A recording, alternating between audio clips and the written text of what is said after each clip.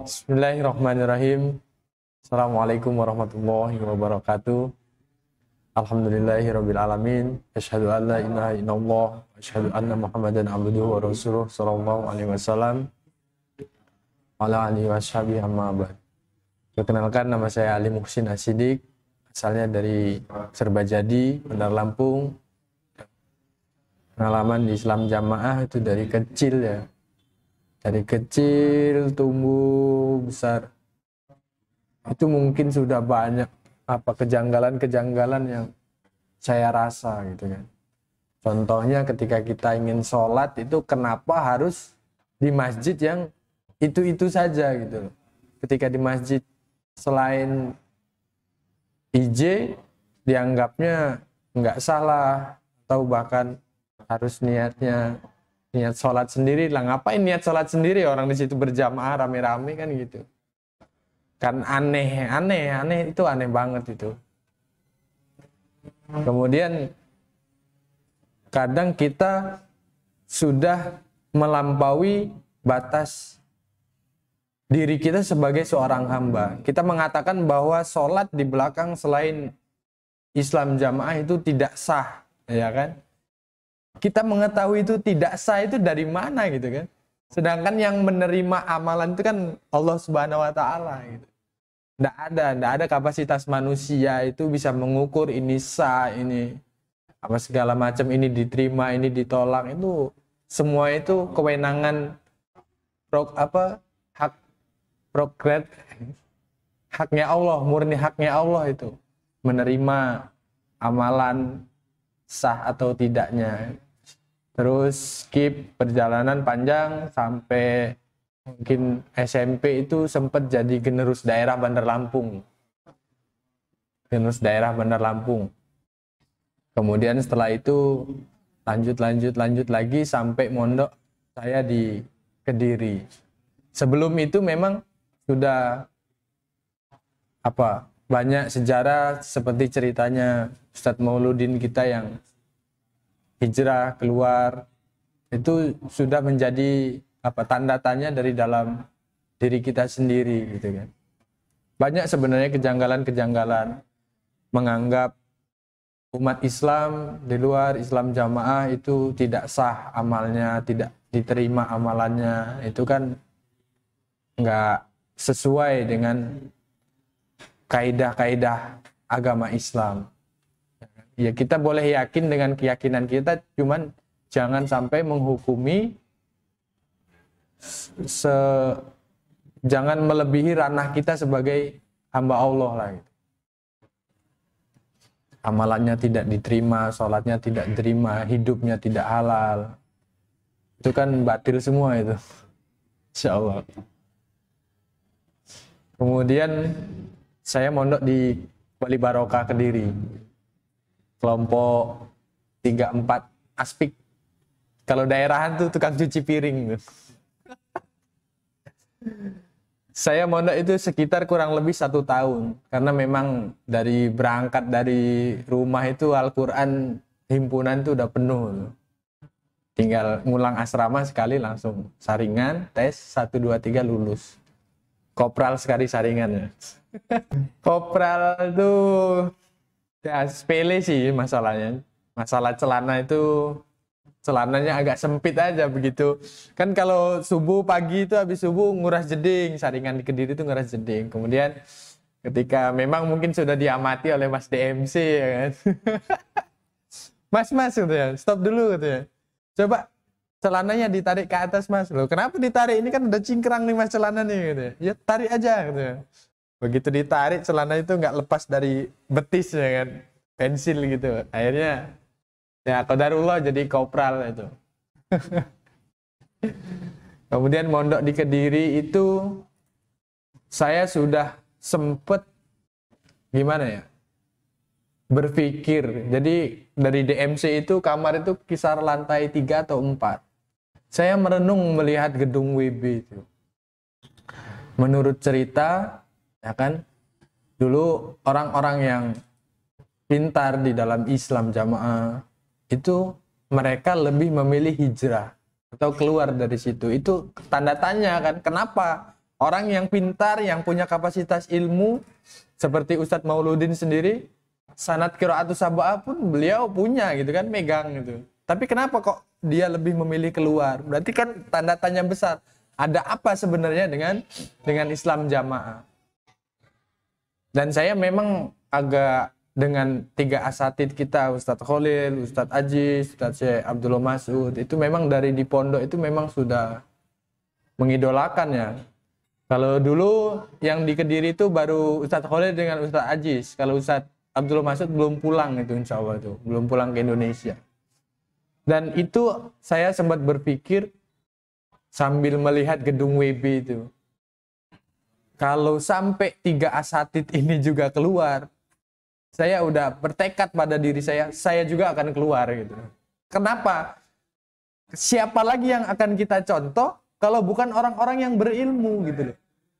Ilmu mereka diakui, menimbanya di Masjidil Haram, sertifikat sanatnya semua ijazah ada, bisa ditunjukkan. Kalau nggak percaya tanya dengan ustadz-ustadznya, ya kan? Jadi kita belajar agama itu jangan sembarangan gitu loh. Seperti contohnya misalnya kita belajar ilmu kedokteran, ya kan? Jadi dokter, jadi perawat, itu kan nggak boleh sembarang. Coba kita mau jadi dokter, mau jadi perawat, tapi belajarnya ke bengkel motor, kan nggak mungkin gitu ya. Itu bukan sesuatu hal yang nggak mungkin. Tidak jauh beda lagi dengan agama. Bahkan agama itu sesuatu hal yang apa ya, sangat-sangat penting di dalam kehidupan gitu kan. Karena memang tugas kita, kewajiban kita hidup di dunia ini kan untuk beribadah gitu ya. Nggak usah dalil lah. Mubalek tugasan pelentis dalil gitu kan. Memang tugas kita beribadah gitu kan. Setelah selesai mondok, kemudian saya tugas di Muara Bungo kan. Kalau daerahnya di Bangko, Merangin. Di tempat sekarang saya tinggal. Saya selesai tugas itu merasa ada kerinduan dengan para asatid kita ini. Dulu kalau di Kediri mungkin masih bisa dengerin Ustadz Khalil, Ustadz Aziz, nasihat. Itu nasihat mereka itu berbeda. Kapasitas ilmu yang mereka keluarkan itu sangatlah berbeda. Ilmiah sekali gitu. Tidak hanya melulu itu yang dinasihatkan, itu lagi. Jauh dari kata jauh dari kata doktrin lah itu ya. Doktrin itu sesuatu hal yang walaupun itu tidak pas, tidak bagus, tidak baik, tapi kalau terus diulang, itu otak bawah alam sadar kita akan menerima itu sebagai sesuatu kebiasaan, akhirnya dibenarkan dengan otak kita sendiri gitu. Tapi kalau kita mau berpikir lagi, ya kan, itu semua jauh dari kata insya Allah belum pas dengan kebenaran yang sesuai dengan Al-Quran dan Sunnah kita. Kemudian saya selesai tugas, kemudian di Jakarta merantau. Nah, mulailah mendengar penonaktifan para asatid kita ini, ya kan. Nah, saya agak merasa bergetar hati saya itu. Kenapa nih gitu kan? Kenapa nih 3 asatid nih orang yang berilmu, banyak ilmunya, tapi kok dibungkam gitu kan? Suruh diem gitu. Terus kita mau mengambil ilmu dari mana nih kalau bukan dari asal negaranya sana, asal negara agama Islam kan gitu. Terus kita mau belajar di mana? Belajar di Timuran. Kan nggak mungkin. Dari situ sudah mulai mencari tahu, dan akhirnya dengan era zaman sekarang yang sosial media itu nggak akan ada yang bisa membatasi, itu nggak akan bisa. Mudah mencari kebenaran, kita mau berhubungan dengan siapapun itu mudah kalau kita mau mencari informasi. Dan mencari informasi, akhirnya kita dapatlah takdir subahat itu, kita pelajari, dan ternyata kita selama ini, saya dari lahiran tahun 93 sampai 2019. Itu kalau dihitung mungkin 26 tahun. 26 tahun saya berada di Islam jamaah. Bukan Bukan waktu yang pendek loh, 26 tahun itu. Saya dari kecil didoktrin terus, ngajinya itu aja ya kan. Tak ada yang bahasan lain selain jamaah, jamaah, jamaah. Tapi saudaraku, ingatlah, mari kita belajar lagi makna al-jamaah itu apa. Ya kan? Jamaah yang kita jalankan selama ini itu jauh, melesat jauh dari makna al-jamaah yang dipahami oleh para sahabat-sahabat Nabi. Jauh dari makna al-jamaah yang kita jalankan itu jauh sekali dari makna yang disampaikan oleh, yang disabdakan oleh Nabi kita. Jadi al-jamaah, makna al-jamaah yang kita tetapi selama ini, saya sendiri 26 tahun, itu bukanlah al-jamaah yang sesuai dengan yang disabdakan Nabi, jauh. Al-jamaah itu bukan harus mesti beramir, berbeat, bertoat, itu tidak. Nabi bersabda, al-jamaah ma'ana alaihi wa ashabi. Apa-apa yang atas diri saya dan para sahabat saya, ya ikuti, itu saja sudah cukup. Sudah cukup, nggak mesti harus beramir, berbeat, bertoat. Cobalah dilihat lagi dari mana sejarahnya Nabi itu membentuk jamaah beramir, berbeat, bertoat. Itu apa ada cerita hadis Nabi itu melakukan beat? Beat itu kan untuk beat perang, ya kan? Bukan untuk berjanji sami nama atau nama status, bukan, ya bukan, saudaraku, jauh sekali itu, jauh sekali, jauh melesat gitu itu.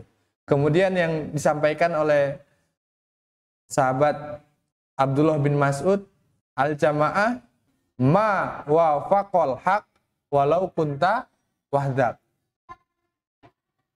Jadi siapa saja yang menetapi kebenaran walaupun dia seorang diri. Gitu loh. Al-jamaah itu nggak mesti harus rame-rame, ya kan? Nggak mesti harus rame-rame, banyak orang, kemudian, oh ini pemimpin saya, ini imam saya, ini saya beat kepada dia, itu enggak yang seperti itu. Jadi siapa saja yang dia berdiri walaupun dia seorang diri, tapi dia menjalankan agama sesuai dengan apa yang dicontohkan dengan Nabi dan para sahabatnya, ya dialah al-jamaah. Jauh kita, makanya marilah saudaraku kita belajar dengan ustadz-ustadz yang memang diakui keilmuannya, lulusan banyak ya, Universitas Islam Madinah, kita di Indonesia ini banyak sekali yang lulusan-lulusan diakui oleh negara-negara Saudi sana. Mari kita belajar lagi makna al-jamaah itu sendiri. Kalau memang kita mau menetapi makna al-jamaah yang sesungguhnya, ya dipelajari dulu makna al-jamaah yang sesungguhnya. Jangan sampai kita tertipu, sudah puluhan tahun hidup, merasa benar di dalam jamaah, merasa sesuai dengan al-jamaah, tapi nggak tahunya setelah kita cross check lagi, kita buktikan kembali, jauh banget dari makna al-jamaah yang sesungguhnya. Jangan sampai kita mengorbankan akhirat kita hanya demi dunia orang lain. Itu orang yang sangat rugi. Orang yang sangat rugi adalah orang yang mengorbankan akhiratnya, kehidupan akhiratnya demi dunia orang lain. Tolong itu dipelajarilah. Karena jauh sekali di dalam Islam jamaah itu, jauh dari murni agama itu, jauh sekali. Sekarang kita lihat dari mana kita belajar ilmu agama. Dari dulu yang dipelajari yaitu saja, ya kan, memahami Al-Quran sesuai dengan apa yang dipahami oleh guru-guru kita saja, tidak dengan guru yang lain, tidak memakai tafsir. Sedangkan tafsir itu sudah ada, makna Al-Quran itu sudah ada tafsirnya, ada tafsir Ibnu Katsir, ya kan? Sudah ada tafsirnya masing-masing. Jadi kita tidak boleh sembarangan mempelajari agama.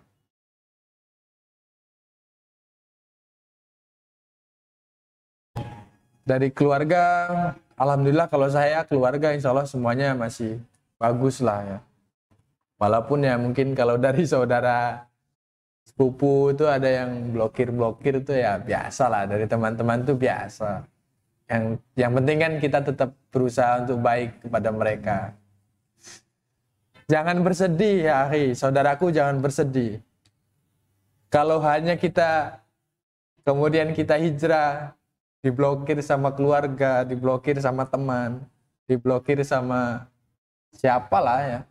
Jangan sedih, kita mati itu sendirian loh. Iya kan? Yauma yafirul mar'u min akhi wa ummihi wa abi wa sahibatihi wa bani likulli imri'in minhum yauma idzin sya'nu yukni. Kalau udah kiamat itu ibu kita. Jangankan cuman kawan. Ibu kita, bapak kita, saudara-saudara kita tinggal sendirian ya. Sendirian kita mati nih. Bohong. Kita akan dipersaksikan oleh imam kelompok, imam desa. Tidak ada dalilnya itu, jauh sekali. Insya Allah. Tidak ada dalilnya itu, kita dipersaksikan. Semuanya kita pertanggungjawabkan sendiri. Kalau sudah kiamat, bapak kita nggak kenal lagi dengan kita, ibu kita, saudara kita. Apalagi dengan yang di dunia mungkin kita akui dia sebagai imam, tapi ternyata dia orang lain. Dia itu orang lain di dunia. Mungkin tidak ada ikatan saudara, tapi dia kita akui sebagai imam, ya kan?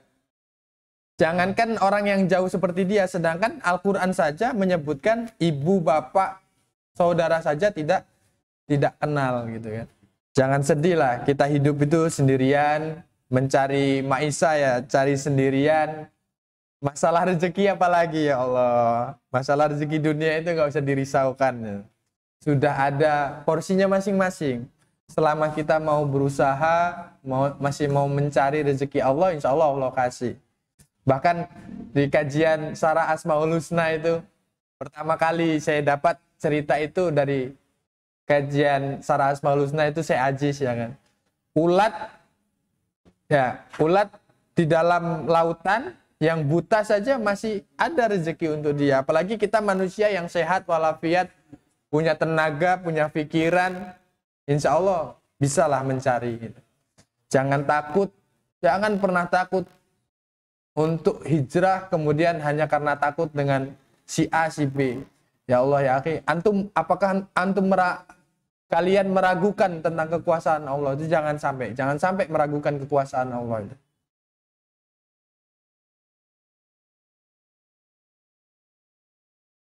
Untuk subahat yang ada di Islam Jamaah, ya, kita nanti mati akan dipersaksikan oleh si imam, dari mulai ada tingkatan itu. Itu tidak ada dalilnya. Jangan sampai kita beragama, melakukan agama yang tanpa ada dasar dalilnya. Itu batil jadinya. Jangan sampai suatu saat nanti menyesal. Karena di surat Maryam ayat 93, in kullu man fis samawati wal ardi illa atir rahmani abda. Semua yang ada di langit dan bumi kecuali akan datang kepada Allah itu sebagai seorang hamba. Jadi imam yang kita percayai dulu, semua itu akan setara di depan Allah nanti sebagai seorang hamba gitu loh. Jangan sampai nanti saling menyalahkan. Nah, kamu katanya dulu akan menyaksikan saya. Nah, gimana coba? Al-Quran ini yang bilang, semua yang ada di langit dan bumi itu semua sama rata sebagai seorang hamba. Terus yang di surat Abasa tadi, jangankan orang lain yang mungkin kita akui sebagai imam tadi, yang bapak, ibu, saudara kita saja berlepas diri mereka. Insya Allah perlu belajar lagi kalau masalah syubhat di Islam Jamaah itu, banyak lagi kita mencari ilmu. Ilmu yang kita punya di Islam Jamaah, apalagi hanya mubalik tugasannya. mondok 1 tahun, 2 tahun, makna Al-Quran ya cuma ditulis tanpa diperdalam, diperjelas, kemudian dikarbit, saringan, tes 1, tes 2, tes 3, selesai dalam jangka waktu yang singkat, kemudian menjadi guru di atas. Itu hal yang sangat-sangat tidak masuk akal gitu loh. Bermodalkan yang kecil tapi seolah-olah ingin menjadi yang besar ya. Perjalanan bisa sampai hijrah itu yang seperti di awal tadi saya ceritakan, memang sudah banyak kegundahan hati, itu udah banyak kali ya kan. Ketika melihat orang yang pintar seperti Ustadz Mauludin, kenapa mereka keluar, ya kan, itu jadi tanda tanya. Kemudian memang pas dari di Pondok Wali Barokah itu, saya sudah berpikir seandainya nanti suatu saat kok 3 ustadz kita ini keluar ya, seolah saya juga akan keluar gitu. Makanya setelah mereka dinonaktifkan tuh saya terus mencari informasi ya kan. Terus bertabayun dengan ustadz-ustadz kita itu. Islam mengajarkan bertabayun, mencari klarifikasi. Ya kan? Apalagi dengan informasi yang mudah seperti sekarang ini tuh mudah sekali untuk kita berhubungan dengan orang. Jangan kita mau diadu domba hanya mendengarkan informasi dari sebelah pihak saja gitu.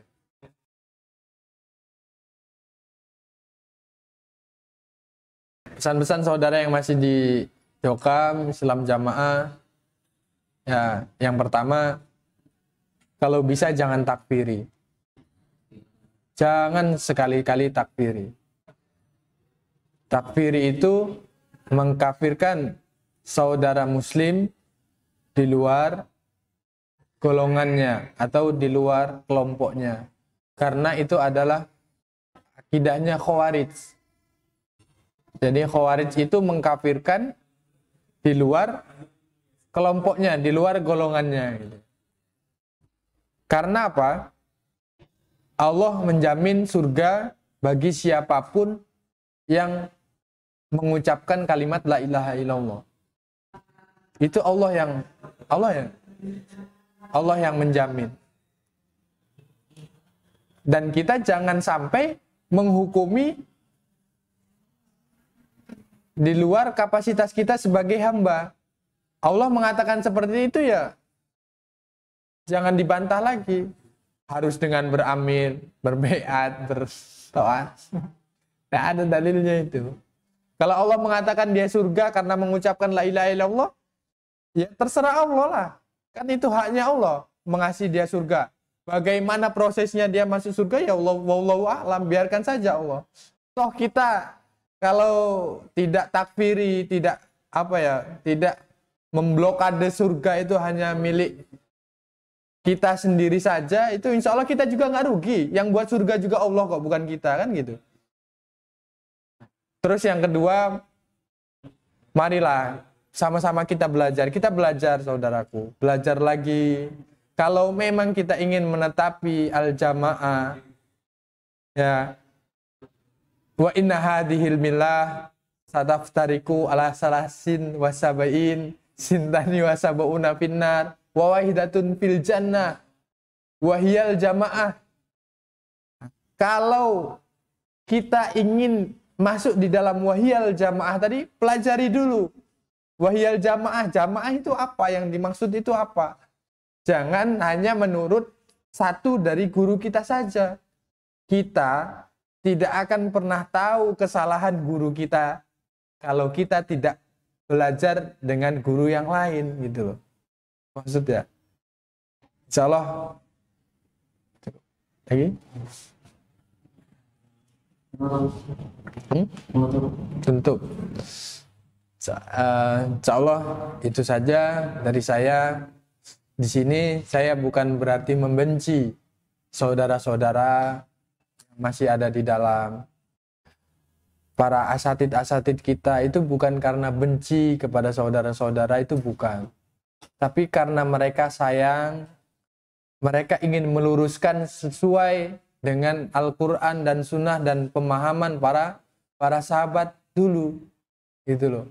Bukan karena benci dengan Jokam, terus ingin membubarkan Jokam, apalagi difitnah ingin membuat keamiran sendiri, itu tidak. Mari kita sama-sama belajar memahami makna al-jamaah secara yang ilmiah sekali, gitu loh. Jangan hanya dalil-dalil itu saja, dalil-dalil do'if, dalil-dalil maudhu yang dipakai itu nggak bisa di dalam berhujah. Semoga Allah berikan hidayah kepada kita semua yang masih di dalam, ya minimal nggak takfiri, kalau bisa terus belajar, mencari informasi yang ada di luar sana. Insya Allah di era sekarang ini mudah sekali ya. Kita mau belajar dari dalam pun bisa. Kita silakan buka saja ustadz-ustadz yang memang benar-benar ilmiah, yang lulusan Universitas Islam Madinah itu segala macam. Sekarang banyak ustadz-ustadz kita di Indonesia. Dan terlebih lagi mungkin kalau kita mau bertanya secara langsung dengan 3 asatidz kita ini, insya Allah beliau itu selalu fast respon itu, insya Allah tuh. Anak itu, aku dari dulu memang sering chatan kadang dengan Syekh Khalid, dengan Syekh Haji, dengan Syekh Abdullah Mas'ud, itu nggak sungkan-sungkan kita ingin bertanya. Apalagi kalau sampai memang ingin bertamu dengan 3 asatidz kita, itu insya Allah diterima dengan senang hati gitu. Sekali lagi saya tekankan, 3 asatidz kita, semua kawan-kawan yang sudah hijrah itu bukan karena benci, bukan karena tidak senang dengan Jokam gitu. Tapi karena mereka sayang, peduli dengan agama kita, ya itulah bukti yang benar-benar ngurusi agama. Ya itulah yang sesuai dengan agomonya gitu loh. Bukan yang hanya diomong-omong saja ngurusi masalah agama, tapi kenyataannya nol, ya kan? Kenyataannya nol. Insya Allah itu saja dari saya. Ada kurang lebihnya, saya mohon maaf yang sebesar-besarnya. Sekali lagi, saya di sini bukan karena saya benci, tapi karena kita saling peduli sesama muslim, sesama saudara. Apalagi saya itu 26 tahun ya di Islam Jamaah ya. Dan sekarang ya alhamdulillah sudah bisa membaur dengan saudara muslim yang ada di mana saja. Sholat ya di mana saja, ya kan, ketika dengan azan ya langsung di situ kita sholat. Nggak perlu harus mencari yang masjid bertanda khusus tuh, nggak perlu gitu. Salah itu saja. Assalamualaikum warahmatullahi wabarakatuh.